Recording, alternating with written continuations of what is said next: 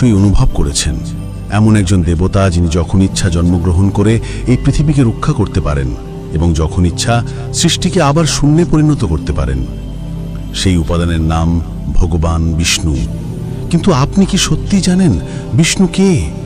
যারা এই পৃথিবী দেখেছেন তারা বিশ্বাস করেছেন যে ব্রহ্মা মহাবিশ্ব সৃষ্টি করেছেন, কিন্তু আপনি কি কখনো ভেবে দেখেছেন যে ব্রহ্মা নিজেই কোথা থেকে এসেছেন? শাস্ত্রে বলা হয়েছে যে ব্রহ্মা বিষ্ণুর নাভি থেকে নির্গত পদ্ম থেকে জন্মগ্রহণ করেছিলেন, অর্থাৎ ব্রহ্মাও বিষ্ণুর সৃষ্টি। কিন্তু যদি বিষ্ণু সৃষ্টির আগে থেকেই অস্তিত্বে ছিলেন, তাহলে তিনি নিজেই কিভাবে অস্তিত্বে এসেছিলেন? এই রহস্যময় গল্পটি শেষ পর্যন্ত দেখুন, কারণ এই ভিডিওতে আপনি জানতে পারবেন বিষ্ণু কিভাবে জন্মগ্রহণ করেছিলেন, এই মহাবিশ্ব কে সৃষ্টি করেছিলেন এবং এই মহাবিশ্বে বিষ্ণুর ভূমিকা কি। এমন অনেক প্রশ্নের উত্তর আপনি পাবেন যা খুব কম লোকই জানেন, তাই ভিডিওটি এড়িয়ে যাবেন না, শেষ পর্যন্ত দেখুন। কারণ প্রতিটি মুহূর্তের মধ্যেই একটি গভীর রহস্য লুকিয়ে থাকে। এর জন্য আমাকে তোমাদের এমন এক সময়ে নিয়ে যেতে হবে যেখানে সময়ের অস্তিত্ব নেই, এমন এক স্থান যার কোনো নাম নেই, কোনো পরিমাণ নেই, এমন এক মাত্রা যা সকল মাত্রার ঊর্ধ্বে, যেখানে কেউ যেতে বা দেখতে পারে না। প্রতিটি সত্যের ঊর্ধ্বে একটি সত্য হলো জ্ঞান। আসুন এই মহাবিশ্বের আদিতে সদা শিবের সাথে দেখা করি। কোনো তারা ছিল না, কোনো সূর্য ছিল না, কোনো চন্দ্র ছিল না, কোনো সময় ছিল না, কোনো দিক ছিল না, কেবল শূন্যতা ছিল। এবং সেই শূন্যতায় ছিলেন সদা শিব। কোনো দেহ নেই, কোনো রূপ নেই, জানা নেই। বিপরীতে ব্রহ্মা, যিনি অব্যক্ত, জন্ম না নিয়ে, মৃত্যু না করে, সৃষ্টি না হয়ে, ধ্বংস না হয়ে, তিনি সর্বদা সেখানে সময় এবং মাত্রার বাইরে, এক এবং বহু। যখন আমাদের সকলের ভিতরে কিছুই ছিল না, তখন তিনি একটি রূপ দিতে চেয়েছিলেন। এই চেতনাকে কে লালন করবেন, কে সৃষ্টি করবেন এবং কে পরিচালনা করবেন? এবং সেই ইচ্ছা নিয়ে তার ছায়া থেকে শ্রী নারায়ণ আবির্ভূত হন, যিনি এখনো পর্যন্ত অদৃশ্য ব্রহ্মচেতনা ছিলেন। সদাশিব তাকে শ্রী হরি হিসেবে প্রতিষ্ঠা করেন। তারপর নারায়ণ যোগনিদ্রায় মগ্ন হন জানা, এবং তারপর তার নাভিপদ্ম থেকে আবির্ভূত হন চারমুখী ব্রহ্মা। এই পদ্মটি কোনো সাধারণ ফুল ছিল না, এটি ছিল হিরণ্যগর্ভ, চেতনা এবং সৃষ্টির বীজ। ব্রহ্মার চোখ খুলে গেল এবং তিনি চারপাশে তাকালেন, কিন্তু তিনি তার উৎপত্তি জানতেন না। তিনি জিজ্ঞাসা করলেন, জানেন আমি কে, যিনি আমাকে সৃষ্টি করেছেন? কিন্তু কোনো উত্তর ছিল না। তারপর তিনি হাজার হাজার বছর ধরে ধ্যান করেছিলেন এবং অবশেষে তিনি নারায়ণকে যোগনিদ্রায় মগ্ন থাকতে দেখেন এবং বুঝতে পারেন যে তিনি তার নাভি থেকে জন্মগ্রহণ করেছেন। কিন্তু এটি আরেকটি গূঢ় রহস্য। যখন ব্রহ্মা নারায়ণকে তার উৎপত্তি সম্পর্কে জিজ্ঞাসা করেছিলেন, তখন নারায়ণ বলেছিলেন, আমিও অন্য কারো ইচ্ছায় আবির্ভূত হয়েছি। আমার একটি আদি এবং একটি অন্ত আছে, আর তা হল সদাশিব।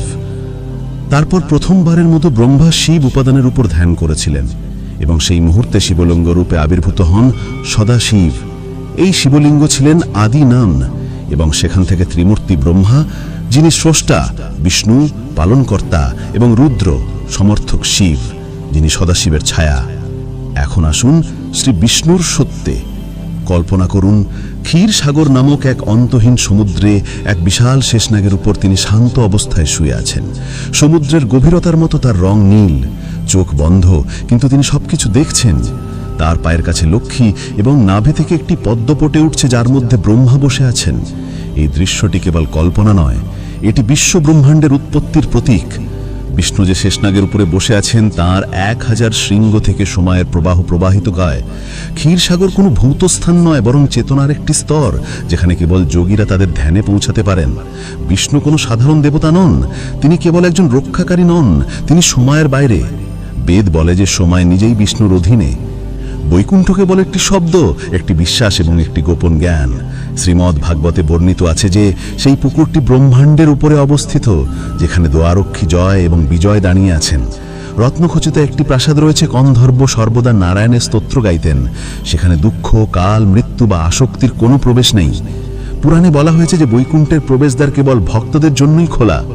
যোগীরা বলেন যে বৈকুণ্ঠ কোনো দিক নয়, বরং এমন এক অবস্থা যেখানে আত্মা পূর্ণ শান্তিতে প্রবেশ করে। রাম এবং কৃষ্ণ বিষ্ণুর অবতার। তবে নারদ পুরাণে আরও বলা হয়েছে যে এই অবতারগুলি কেবল রূপ নয়, বরং শক্তির ব্যবহার। জেনে রাখুন যে প্রতিটি যুগে বিষ্ণু যুগ অনুযায়ী নিজেকে খাপ খাইয়ে নেন। রাম ধর্মের শক্তির রূপ, কৃষ্ণ জ্ঞানের শক্তির রূপ এবং পরবর্তীকাল অবতারে বিষ্ণু ধ্বংস এবং পুনর্গঠনের শক্তির রূপ হবেন। ভবিষ্যৎ পুরাণে বলা হয়েছে যে বিষ্ণু ইতিমধ্যে 1000 যুগের পরিকল্পনা করেছেন, যেখানে প্রতিটি যুগে তার আবির্ভাব বিভিন্ন শক্তি দিয়ে স্থির। অনেকে জিজ্ঞাসা করেন যে বিষ্ণু কি আজ পৃথিবীতে আছেন, এবং উত্তর হলো হ্যাঁ, কিন্তু আকারে নয়, বরং শক্তিতে। যেখানেই একজন ধ্যানমগ্ন সাধক বসে আছেন, যেখানেই একজন মা তার সন্তানকে ঘুম পাড়াচ্ছেন, জেনে রাখুন যেখানেই একজন বৃদ্ধ সাধু অন্যদের জন্য প্রার্থনা করছেন, সেখানেই বিষ্ণু আছেন। আজও পৃথিবীতে বিষ্ণুর অবতাররা জন্মগ্রহণ করেন। আমরা তাদের সাধু, গুরু বা মহাত্মা হিসেবে স্বীকৃতি দিই। সমাজকে ভারসাম্য বজায় রাখার জন্য তারা সর্বদা গোপনে সক্রিয় থাকেন। ব্রহ্মবর্ত পুরাণ বলে, জেনে রাখুন কলিযুগের শেষে যখন অধর্মের সীমা ভেঙে যাবে, তখন বিষ্ণু স্বয়ং কল্কি রূপে আবির্ভূত হবেন। তার বাহন হবে একটি সাদা ঘোড়া। তার উদ্দেশ্য হবে অধর্মের ধ্বংস এবং সত্যযুগের প্রত্যাবর্তন। রাম এবং কৃষ্ণ রূপে বিষ্ণু যা করেছিলেন তা কেবল ধর্মস্থাপন ছিল না, জেনে রাখুন এটি চেতনাকে উন্নত করার জন্য ছিল। এবং আজও প্রতিটি ভক্তের হৃদয়ে কোথাও না কোথাও বিষ্ণু নীরব রূপে বসে আছেন। তাহলে বন্ধুরা, বিষ্ণু কেবল একজন দেবতা নন, তিনি সময়ের সাথে ছড়িয়ে পড়া একটি শক্তি। তিনি হলেন সেই ব্যক্তি যিনি প্রতিটি যুগে ধর্ম রক্ষা করতে আসেন, সে যেমন রাম হোক বা কৃষ্ণ, এবং তিনি শেষ পর্যন্ত সকলকে বৈকুণ্ঠে নিয়ে যান। তাহলে বন্ধুরা, তোমরা কিভাবে জানলে সদাশিব নারায়ণকে জন্ম দিয়েছিলেন এবং ব্রহ্মার জন্ম হয়েছিল নারায়ণের নাভি থেকে? এই সমগ্র ব্রহ্মাণ্ডের সৃষ্টিকর্তা কে হয়েছিলেন? এটি কেবল একটি গল্প নয়, এটি সেই চেতনার যাত্রা যা থেকে এই সমগ্র ব্রহ্মাণ্ড তৈরি হয়েছে, এবং আজও সেই শিব উপাদান আমাদের এবং আমাদের চারপাশে বিদ্যমান। যদি তোমাদের এই রহস্য এবং জ্ঞানে ভরা গল্পটি তোমাদের পছন্দ হয়, তাহলে দয়া করে আমাদের চ্যানেলটি সাবস্ক্রাইব করো, এই ভিডিওটি লাইক করো এবং কমেন্টে ওম নমঃ শিবায় বা জয় শ্রী হরি লেখো। তোমাদের বন্ধু বান্ধব এবং পরিবারের সাথে এই দৈবিক জ্ঞান শেয়ার করো, কারণ এই একটি ভিডিও দিয়েও একজন মানুষের চেতনাও বদলে যেতে পারে। এবং আমাদের সাথে থাকুন, কারণ আপনার আত্মা যে জ্ঞানের সন্ধান করছে তা পরবর্তী ভিডিওতে আপনার জন্য অপেক্ষা করতে পারে। হর হর মহাদেব, জয় শ্রী হরি।